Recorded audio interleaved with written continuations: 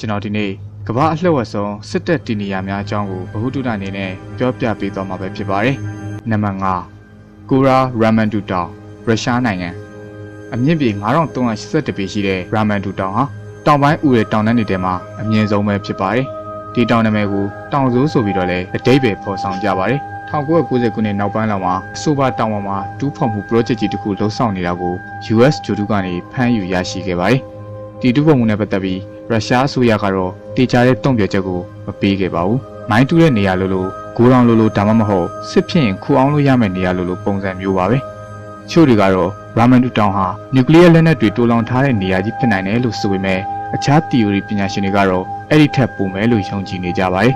။အဲ့ဒီတောင်မှာအထူးကွန်ပျူတာ program တွေထည့်သွင်းထားပြီးရုရှားနယ်မြေပေါ်ကိုနျူကလ িয়ার တိုက်ခိုက်မှုရှိကြောင်းအချက်ပြလာတာနဲ့နျူကလ িয়ার ပြန်လည်ဖောက်ခွဲမှုတွေရှိလာလိမ့်မယ်လို့ပြောဆိုနေကြပါတယ်။အဆိုပါနျူကလ িয়ার တွေရဆိုရင်အဆိပ်ရှိတဲ့ isotope နဲ့ဝန်းရံထားမှာဖြစ်ပြီးပောက်ကွဲတာနဲ့ကမ္ဘာမြေကြီးတစ်ခုလုံးပေါ်မှာ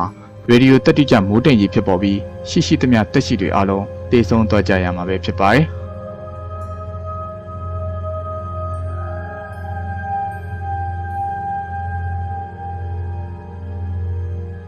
နံပါတ်4ဆန်ရာတရင်တရုတ်နိုင်ငံ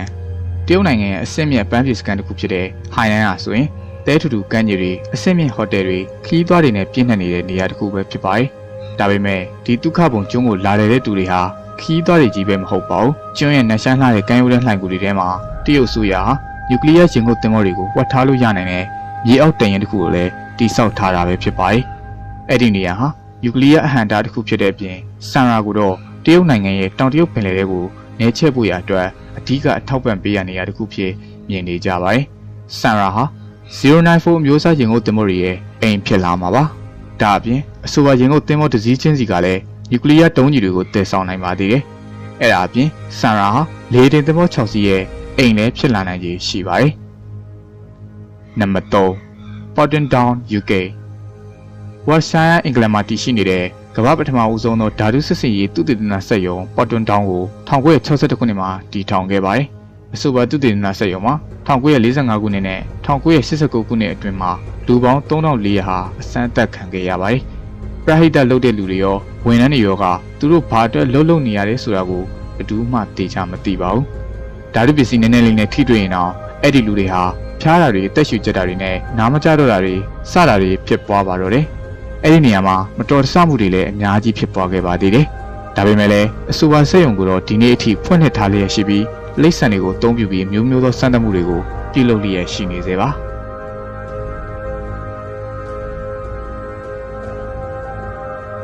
နံပါတ်2 Pycat Australia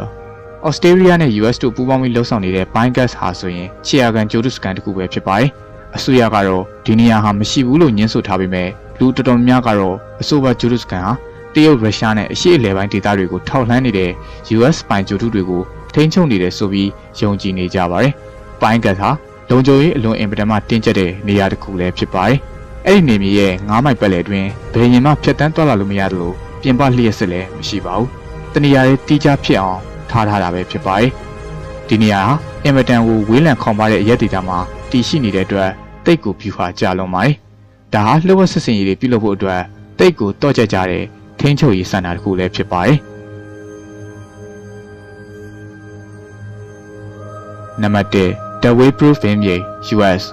ပလဲစိတ်ကန်ကိုဂျပန်တွေတိုက်ခိုက်ပြီး2လအကြာမှာသမ္မတ Franklin D. Roosevelt ရဲ့လက်ထက်မှာပဲ The Wayproof ကိုဥတာမှာဖွင့်လှစ်ခဲ့ပါတယ်။အစပိုင်းမှာတော့ဧကပေါင်း329,000လောက်ရှိပြီးအခုအခါမှာတော့ဧကပေါင်း8သိန်းအထိဖြစ်လာပြီးဒါဟာ root ကျွန်းတစ်ခုလုံးစာရှိပါတယ်။ The Way ဟာအစပိုင်းမှာဇီဝဓာတုလက်နက်တွေကိုစမ်းသပ်တဲ့နေရာတစ်ခုဖြစ်ခဲ့တာပဲဖြစ်ပါတယ်။ဒါပေမဲ့အခုအခါမှာတော့အဲ့ဒီနေရာဟာတားမြစ်နယ်မြေဖြစ်တဲ့အတွက်ဘယ်သူမှဘာမှသိမသိကြသေးပါဘူးလေခင်ဗျာ။